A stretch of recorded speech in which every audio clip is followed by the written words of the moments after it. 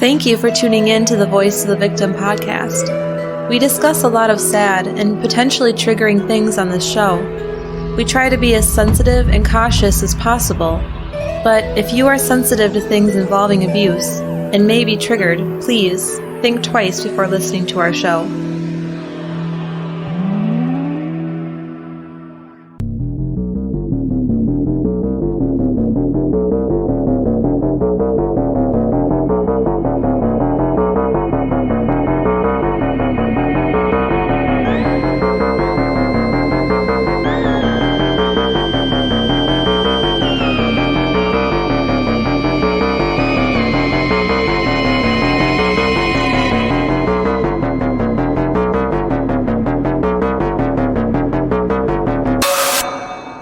Welcome to the Voice of the Victim podcast. I'm Ryan. And I'm Rosie. How are you doing? I'm good. It was like slightly a rough day, just because my 2-year-old was very 2-year-old with the tantrums and the screaming. Didn't he fall? Yeah, it was a little frustrating because I made him a puddle on the deck and then he slipped and fell in the puddle, which was like, oh. So he was wet and hurt? Yep. I'm like, that was a dumb idea, I guess. But it's okay. My 11-year-old is also very, very preteen emotions. But that's all right, too. Well, I'm glad that you're here now. We're enjoying a little bit of crackers and salami and cheese. You know, it's good. And strawberry sparkling water. And wine. Yeah. Not just sipping on water. I'm going to get to that later when we record our Patreon episode because got it. My, do we have a story about an interesting Facebook Marketplace exchange we had while selling my old car. That's all you can say. Yeah, it's an intense story. But before we get into the story, did you have something to say? No, I was just laughing. We got to just take a minute to say we've been absolutely blown away with the generosity and support that we've gotten over on Patreon recently. Like, I can't believe it that we have this many new patrons to thank this week. So thank you to Pammy B.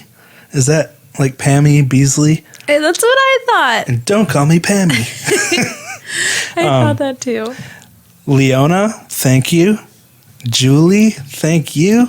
Anne, thank you so much. And Alice Lynn, thank you. Yes. Not to be confused with the other Alice, who it's also a patron, but this is a new Alice Lynn. We are like extremely flabbergasted, thankful. I think that's the right word. Yeah. Well, again, thank you guys so much. Like, we can't believe the support. You are all so awesome. Speaking of Patreon, Rosie wrote our last premium episode over there. Do you want to give a hint about what it is? Because I don't think we did last week. I think we did a little bit, but we're talking about the North Sentinel Island. It is an island completely untouched by modern civilization. And we're also talking about John Chow, who went there in the name of the Lord. And things did not really go as planned for him. And that's all I'll say.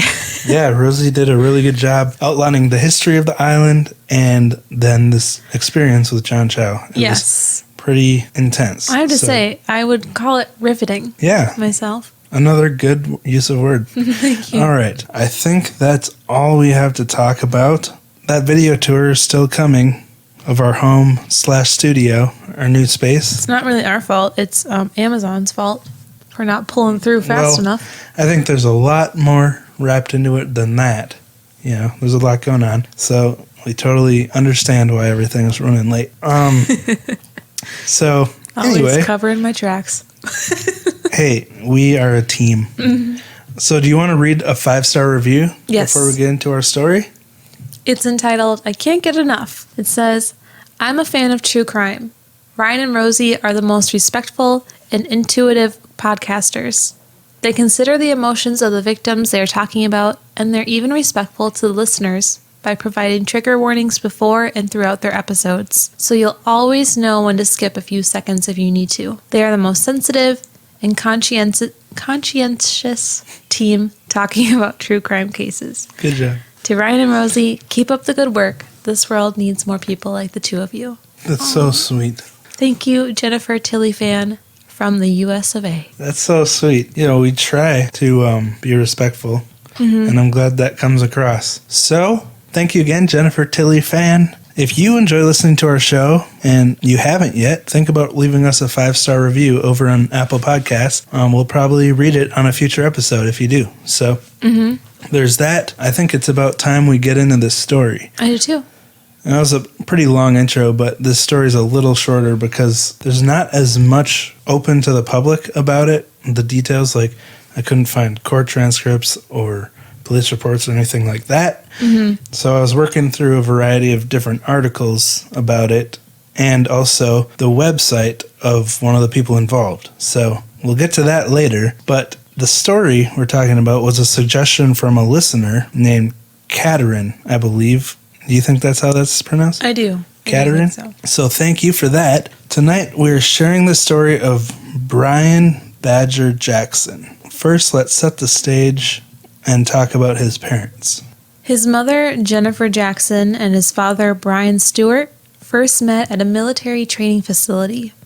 She already had a 2-year-old daughter around this time. Jennifer and Brryan enjoyed each other's company and eventually started a relationship. At some point in the summer of 1990, Jennifer became pregnant.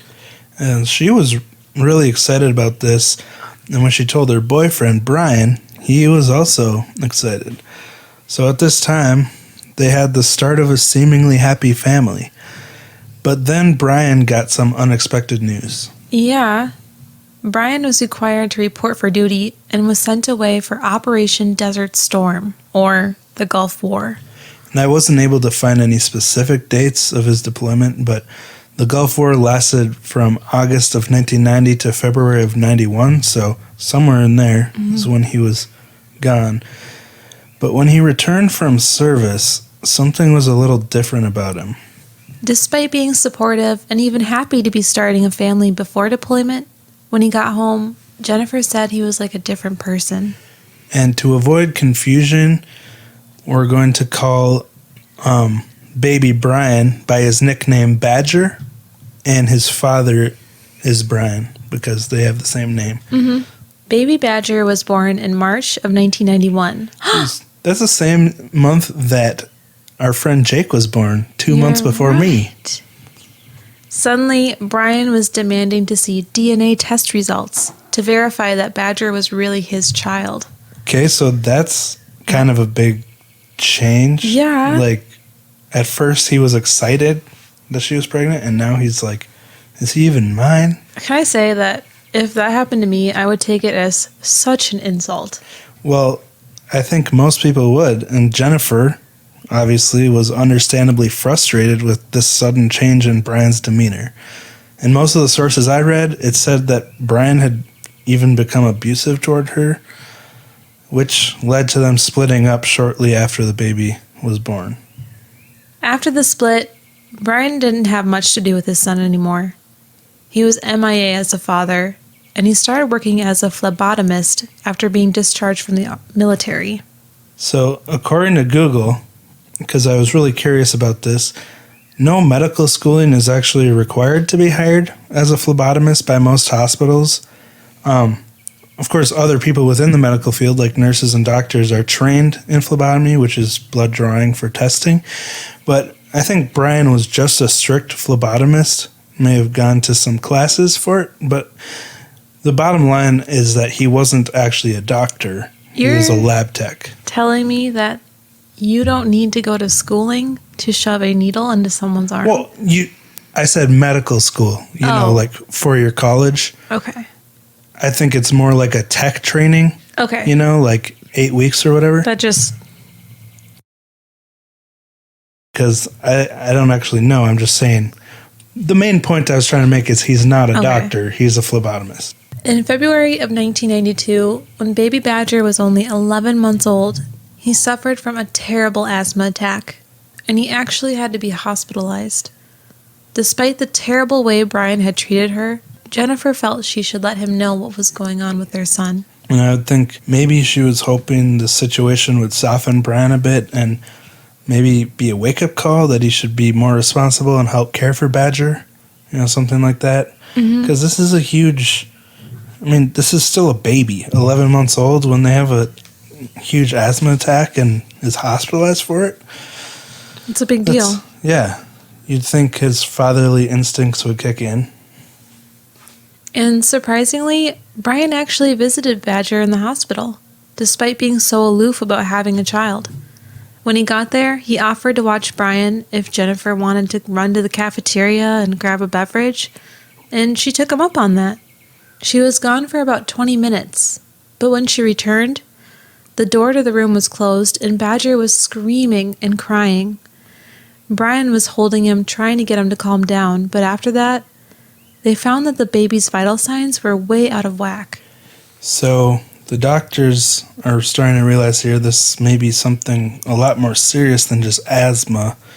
So they began running tests on Badger, but weren't sure exactly what was wrong with him for a long time. Despite his health problems, the doctors, who were very familiar with Badger, knew him as a very cheerful and energetic kid. Yeah, he was actually several years suffering from some kind of disease, and the doctors had no idea what it was. His mom was bringing him from professional to professional, trying to get some answers, and no one could figure it out. By 1996, when he was 5 years old, the complications from his health issues were causing him to lose a lot of weight, and he was running fevers often. His symptoms were puzzling to the doctors. So it had been about 4 years since he first started showing those symptoms, and it was clear something was wrong with him that he needed treatment for. And like I said, Jennifer was desperate to find answers to what was wrong with her son. And she took him to several doctors, begging them for answers, but none of them were running the right tests. So it took them that long to make an actual diagnosis. He was 5 years old, and what they figured out was shocking for Jennifer and Badger and just awful. On May 17th, 1996, Badger had been admitted to the Children's Hospital in St. Louis, Missouri, because his symptoms were so awful.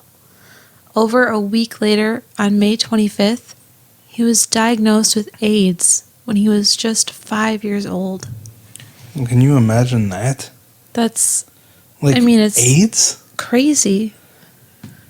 At just 5 years old. How? Yeah, that's the question. I read the way they actually ran this test and thought of it was one of the pediatricians treating Badger had a nightmare and woke up from it. I'm guessing it was maybe about his illness and symptoms or something like that. But after they had run every logical test they could think of, this pediatrician woke up from a nightmare with an epiphany to test for HIV. Wow. So I guess she was running over his symptoms in her head and was like, this makes sense, even though, why would a 5-year-old have AIDS? That's honestly, out of this world. I know. So, on the other hand, it makes sense that they didn't test him for this sooner. Oh, yeah, he's just a little baby. But at least they finally figured it out. Badger was not only diagnosed with AIDS, but also 3 opportunistic infections because of the toll his illness was taking on his immune system. The doctors told Jennifer that her son had 5 months to live, sending him home with many prescriptions to help him live as normal of a life as possible, until he eventually would succumb to his disease. So this was obviously blindsiding to Jennifer and Badger's family. He had an older sister at the time, 2 years older, and I just can't imagine getting that news and all the implications of, she's been trying so long to get these answers. All of a sudden they're telling her that he only has 5 months to live. And honestly, when we were first recording this, I was thinking of Gypsy Rose. Oh. Way back when, of is the mom having something to do with it? Because she keeps going back and they can't find it. Well, it's interesting you say that.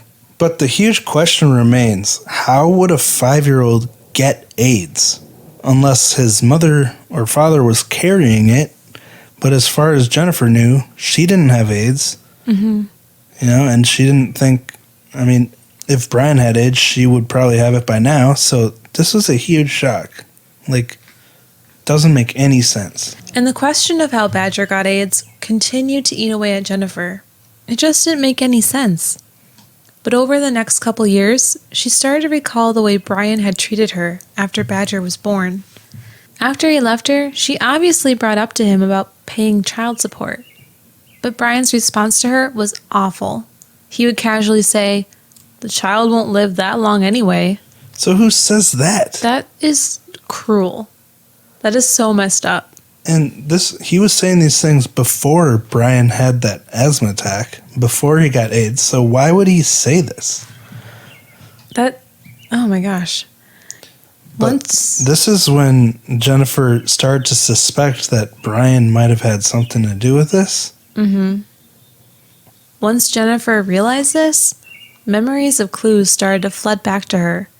She remembered the day she brought Badger into the hospital for asthma, and Brryan came to visit.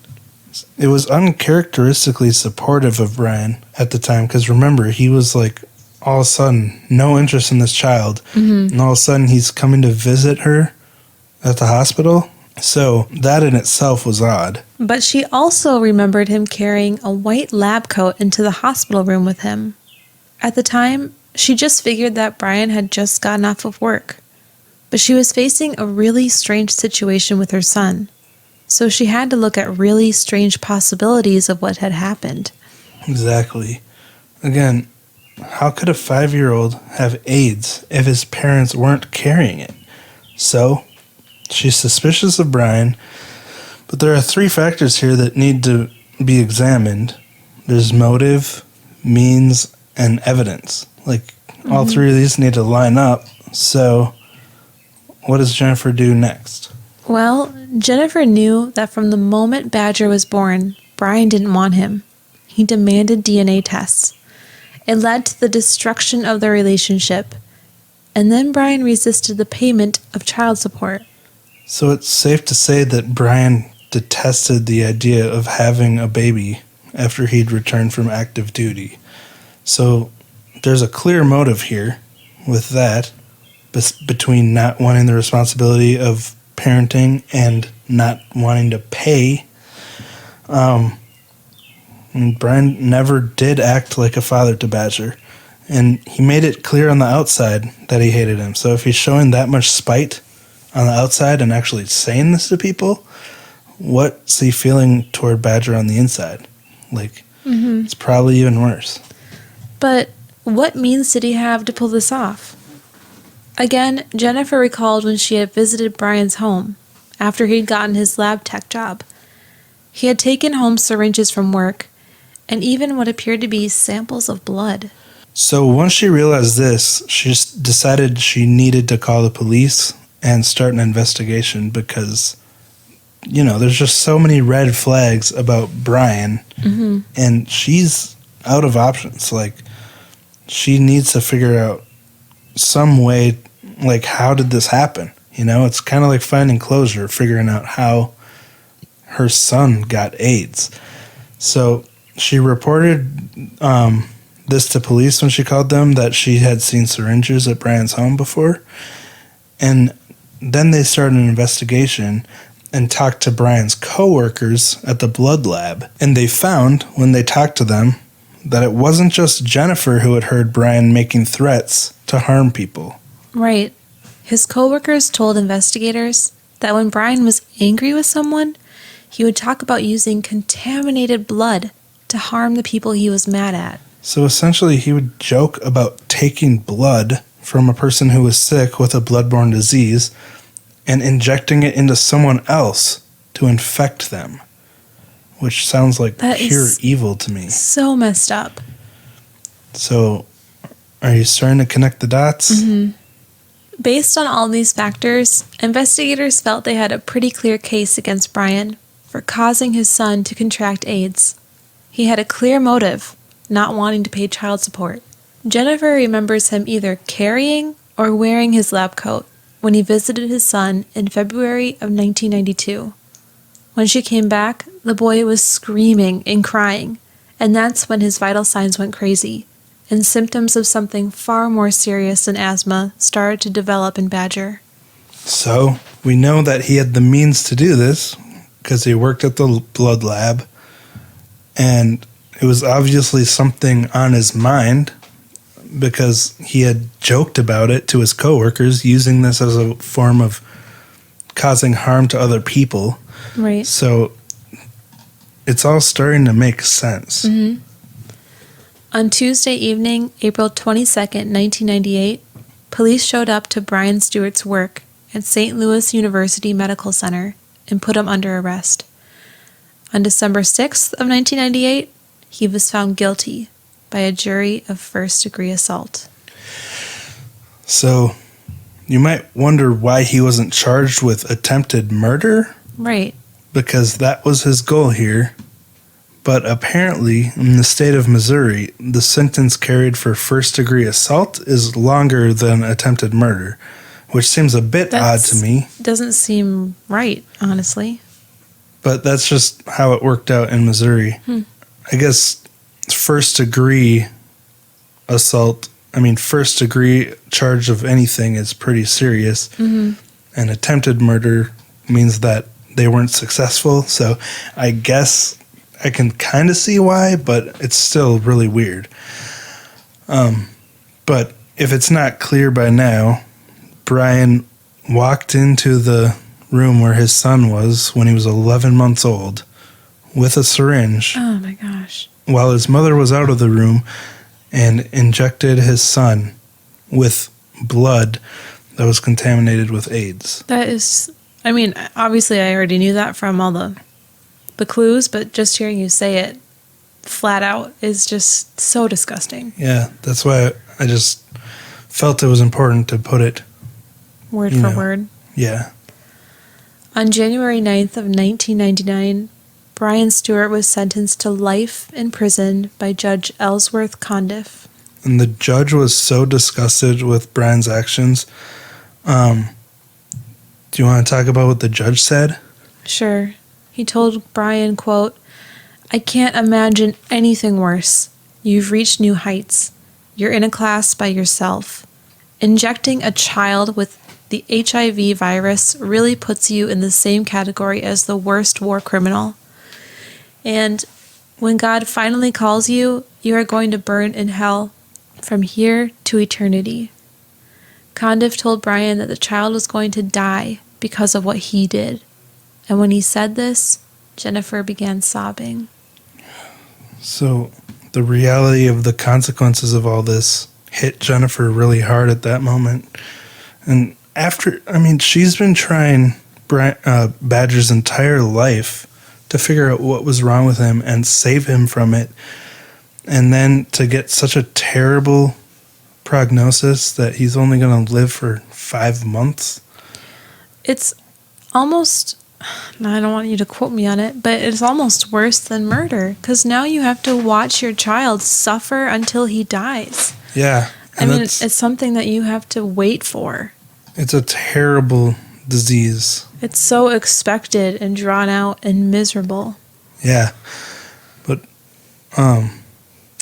this judge was personally invested in getting as much justice as he could for little Badger, who was actually almost 8 at the time. So he had exceeded the expectations of the doctors because he was only 5 when he got the 5-month prognosis, and now he's 8. But of course, the judge did use his full extent of the law. He did as much as he could because this man worked as a blood tech. He literally stolen blood from a laboratory he worked for. And this is a person who treated patients every day. He should have been a responsible and trustworthy person if he's working with people's blood. Mm-hmm. And he was also a war veteran. So it's someone you think you should be able to respect and trust. And then you come to find out that the reason baby Badger had such a violent instant reaction to be injected with his blood, with this other blood, it wasn't because it was carrying AIDS, but another reason. It was a completely different blood type to Badger's. Oh. So, this guy really was trying to kill Badger, like instantly, Wow. by mixing AIDS-infected blood of the wrong type. It's a miracle that baby Badger survived this, because being injected with the wrong blood type can very easily be fatal. Apparently, it happens roughly 4 times out of 1,000,000 with actual planned blood transfusions. So it's not something doctors really have much experience treating. And especially if Brryan injected him with it secretly, they didn't have a clue what was wrong with him when Jennifer came back to the room to find him screaming. Oh, So the whole thing just makes me like kind of gag and shiver. I know. Just, oh. It's disgusting and evil. And it feels wrong to call Badger fortunate, because he's been living with AIDS his whole life for such a terrible reason. But he is still alive today. Wow. I mean, he's 2 months older than me, so he's 29 years old. I can't believe he's alive. I know. That is crazy. 24 years past his original date that the doctor said he wouldn't live to. Wow. But again, can you imagine suffering with such a horrible disease your whole life and knowing in the back of the mind that you have it because your father hated you? I mean, the person who's supposed to love you and protect you and take care of you actually did this to you on purpose? I wish I could give him a hug, because it's such... It's something that if you sit and dwell on it for too long can really eat away at you. You know, I could see that happening. And during the trial, Badger was only 7 years old. He shared his feelings about it with his mother, and she read it at the trial. So, Rosie, will you read that? 7-year-old Badger said, "I think he shouldn't ever be out of jail. He shouldn't have done this. Why did he do such a bad thing to me? I'm very mad at him. Why can't he say he's sorry?" So not only did Brryan put his son through all of this and ruin his son's health for life, but he refused to take any responsibility or even apologize during the trial. How could you not apologize to your son that you've done that to him? Oh my gosh, this guy.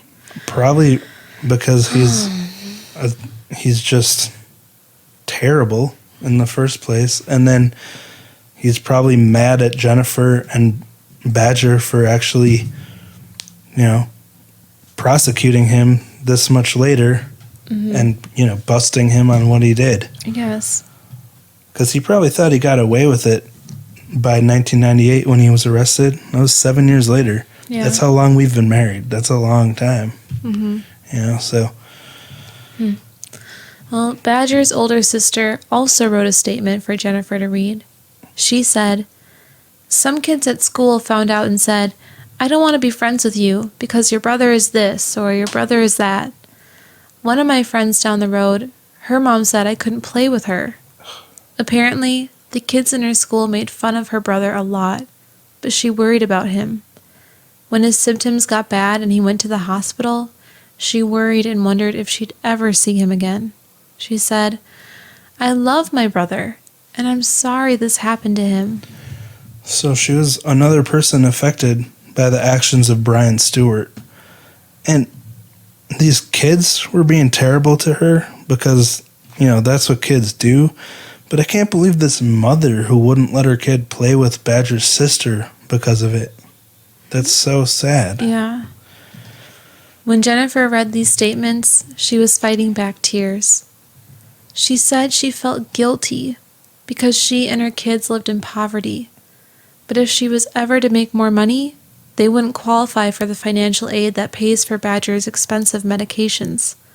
So she was forced into this really tough spot where she had to choose between giving her kids more financial stability or keeping her son alive. Which, when it comes down to it, her choice makes a lot of sense. But it's sad that she needs to make this decision because it's the way our medical system works in the United States. And there's a lot of people out there trapped in this same spot, you know? Mm-hmm. If they make too much money, they won't qualify for whatever financial aid they depend on just to survive. That's terrible. Jennifer told the courtroom, "I feel guilt, fear, shame, and perpetual defeat because I am unable to give my family the joy they desire." It really had a rough impact on Jennifer. She would often break down into tears, and her younger 3-year-old daughter would try to comfort her, saying, "Don't cry, Mommy." She told the courtroom that her children were the ones who had been given a life sentence to prison, with the walls filled with tears, torment, and isolation.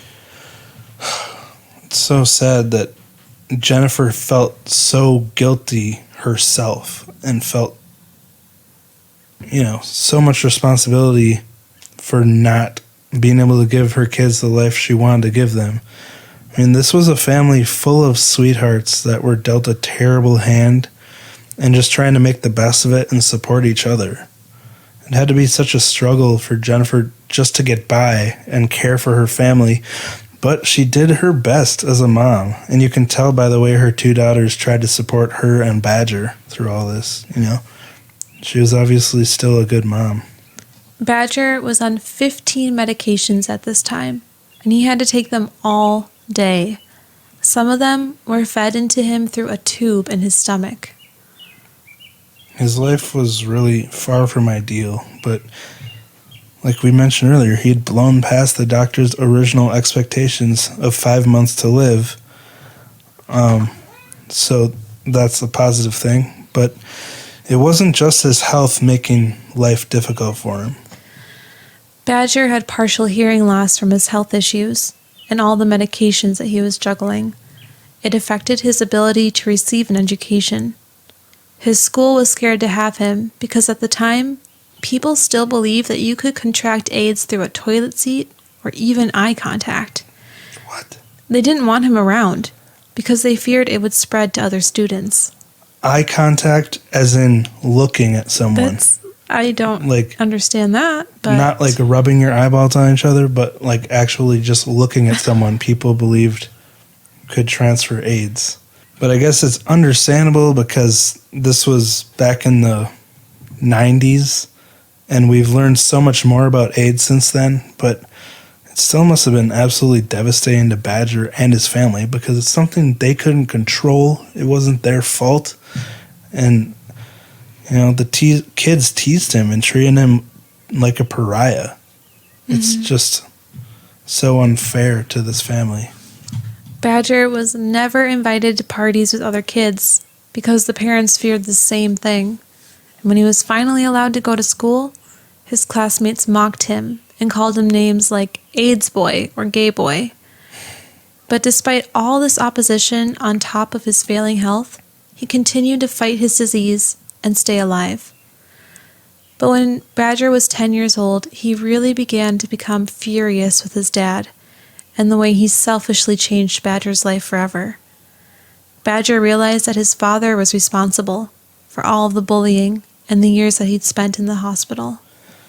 Yeah, and another thing is that Brryan had to be conscientious about his health because his immune system was so fragile. So he couldn't live like a normal kid in any way, eating Little Debbie's and junk food like a normal kid because he had to stay so on top of his health, all because of what his father did to him.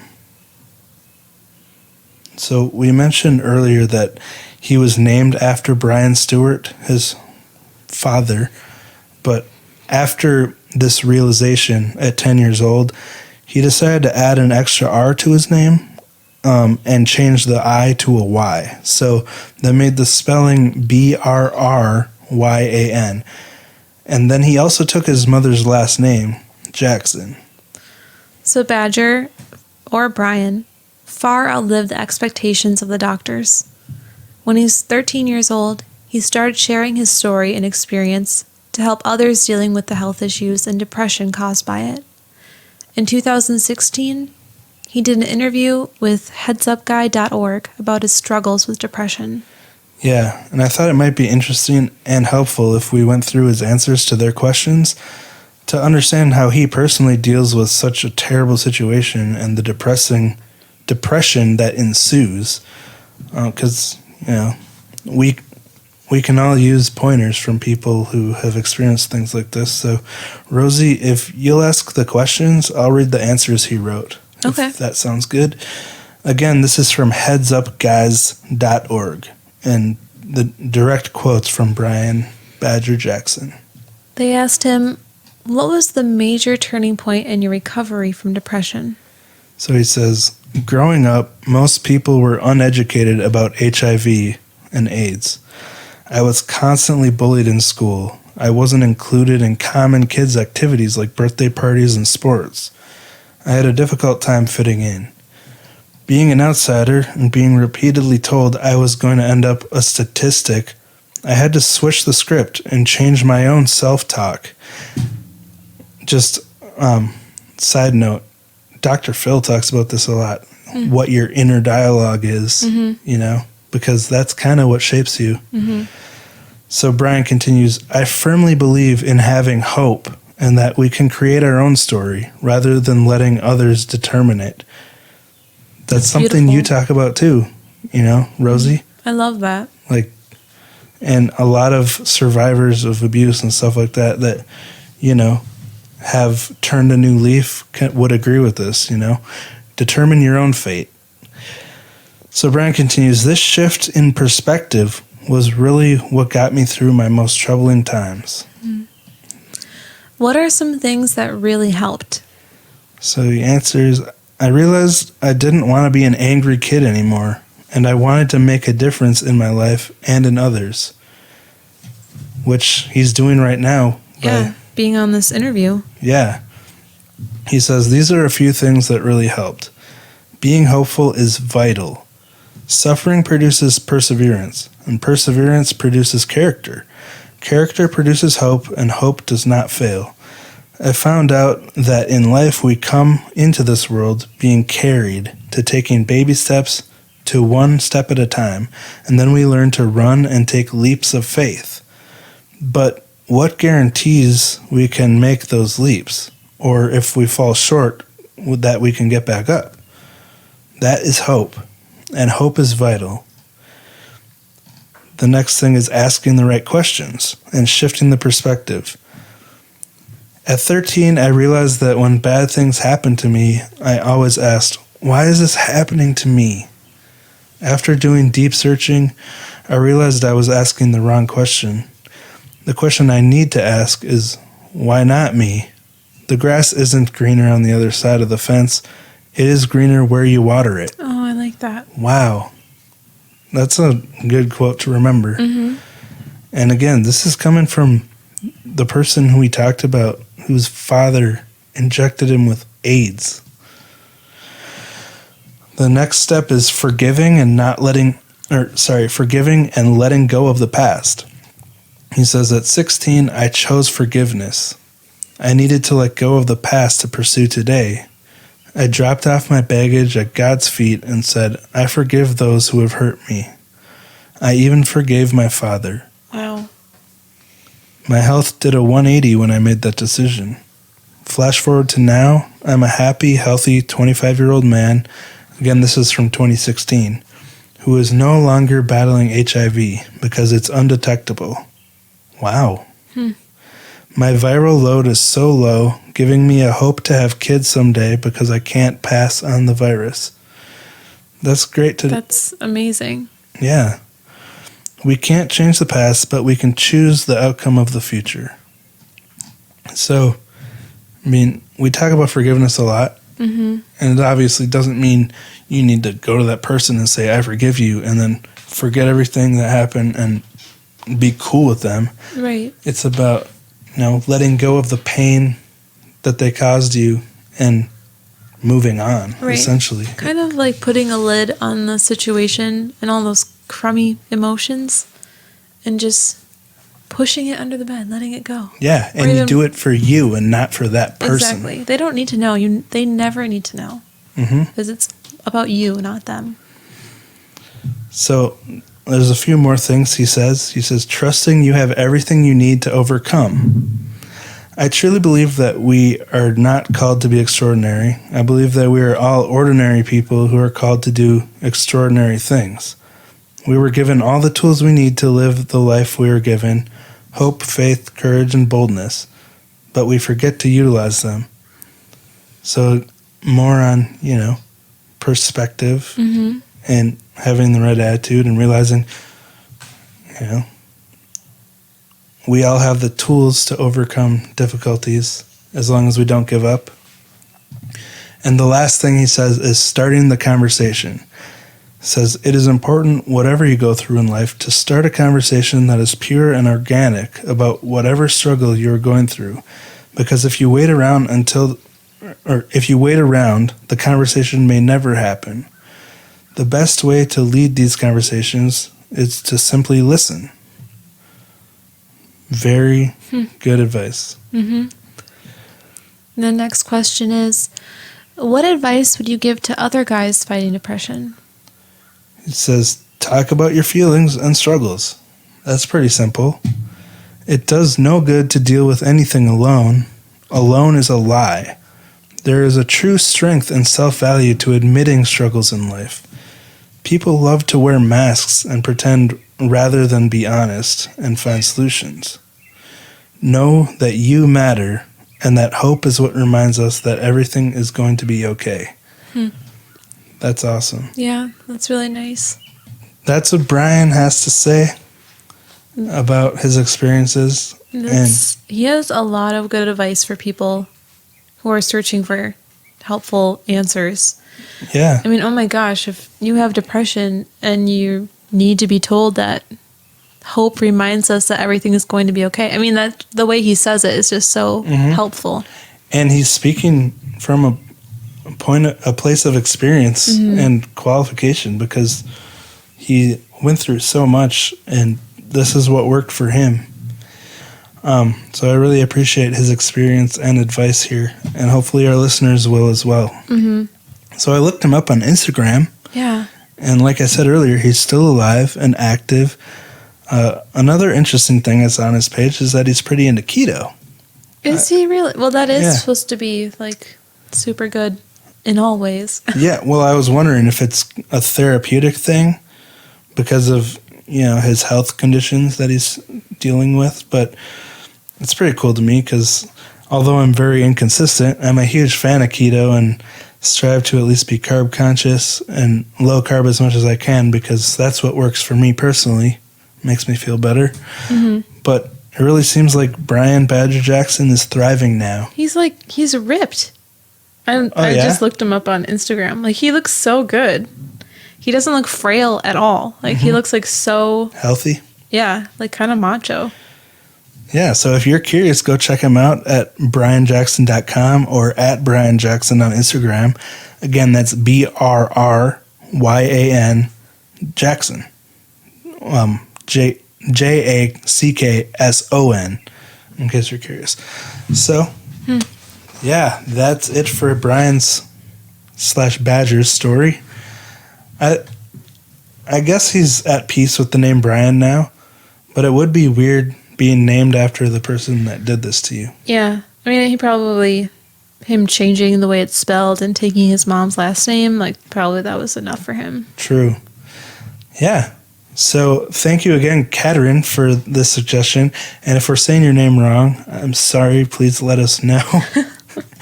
But, yeah, that's... Wow. That's inspiring. Yeah.